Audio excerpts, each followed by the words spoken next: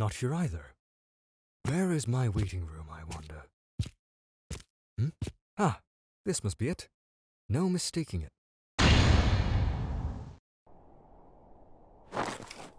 Phew! But still, I can't believe that Hades himself decided to participate. Though I was hoping I could live up to your expectations. Hermes. Ah, yes. Surely you don't mean you were actually thinking of participating. That was a close call. Huh? Wait, stop that! I really hate that about you! Good grief. But now, it's clear who'll win the next round. And take a look at how magnificent the arena is. Isn't it just the perfect scene for Hades' victory? So the question is, who mankind will send out? Whoever they choose, it'll all be the same. They'll kiss the ground before Hades and beg for his mercy. Huh?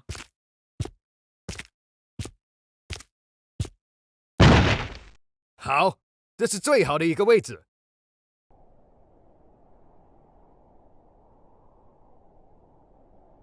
Hey, who is that? He's sitting in Hades' seat. Like it's made for him. Not sure. Though he seems like a human. Perhaps he's lost? Lost? Give me a break!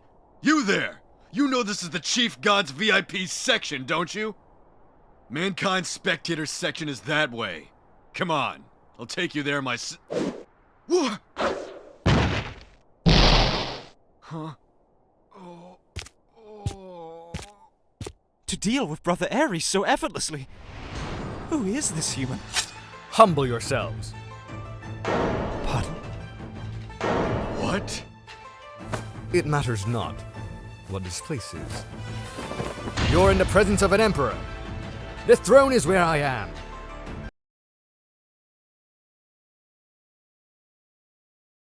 Qin has one of the best backstories I have seen in a while. In the latest chapter of Record of Ragnarok, we found out exactly how a cursed child became the greatest king of China.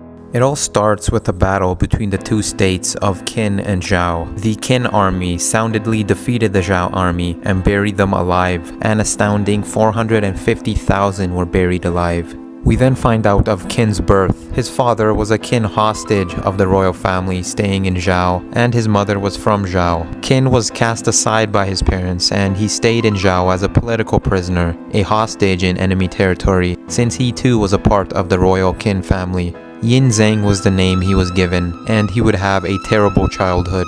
All these citizens of Zhao would lash out at Qin, and he would take it with a smile on his face because that was all that he could do. He was surrounded by enemies everywhere he went, so he did not have any other choice but to smile. This had developed to a point where he could no longer show his true emotions. All he showed was his nervous grin in every situation, as a way to hide and deal with his pain. One fateful day, Qin would meet his new caretaker, Chun Yan. Their relationship was rocky at first, but eventually she became a maternal figure towards Qin. Chun would help Qin overcome his hopeless nature of hiding his feelings and teach him to express his true emotions. She discovered that Qin had mirror touch synesthesia, an ability where he directly feels the sensation someone else feels just by looking at them. In other words, he felt what others felt, and he developed this as a way to cope for all the anger and abuse he experienced throughout his childhood. Qin had sustained incredible wounds from his abilities, but the worst ones have already been fixed by Chun. To prevent Qin from further hurting himself, she would give him a scarf to cover his eyes, something that he uses till this day. All was going well. Qin actually enjoyed his life for once, but it all changed 2 years later. Like and follow for the next part. Qin's backstory in Record of Ragnarok Part 2. Qin had learned to become human. He learned to experience emotions, and after a brutal childhood, he had finally felt happiness. That all changed the day he was summoned back to the Qin state. The one who abandoned him, his father, ascended to the throne as the leader, and Qin was brought back as he became the next in line to the throne. Qin would have to leave Chun back, but she would accompany him to the border. On the way there, they were attacked by soldiers soldiers from Zhao. Qin was no longer a political prisoner, a guest of the king of Zhao, and now the soldiers wanted revenge from the brutal battle years ago. Qin would stand in front of Chun and proclaim that this is his fight and he will protect her, but he was swiftly kicked aside by Chun, who states that it is her job to protect him. Without any weapons, she would take on the armed soldiers who were consumed by vengeance and succeed in saving Qin, all the while sustaining mortal wounds in the process.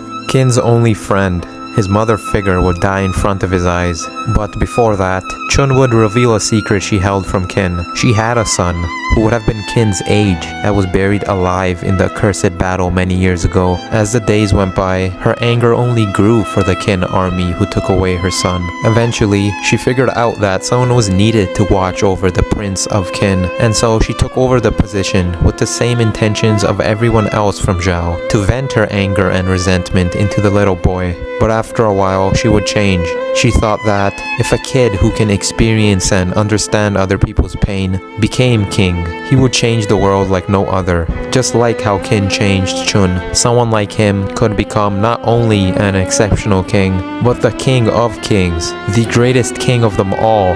And that was what Qin would tell his adopted mother as the life slowly faded away from her. Qin would become king at age 12 and become the first emperor to unite all of China. Why was Qin the greatest king? Well, in his own words, it is precisely because he knows the pain of others that he is the greatest king. All of this was said in front of Hades, the king of the underworld, in their battle to figure out who truly is the greatest king.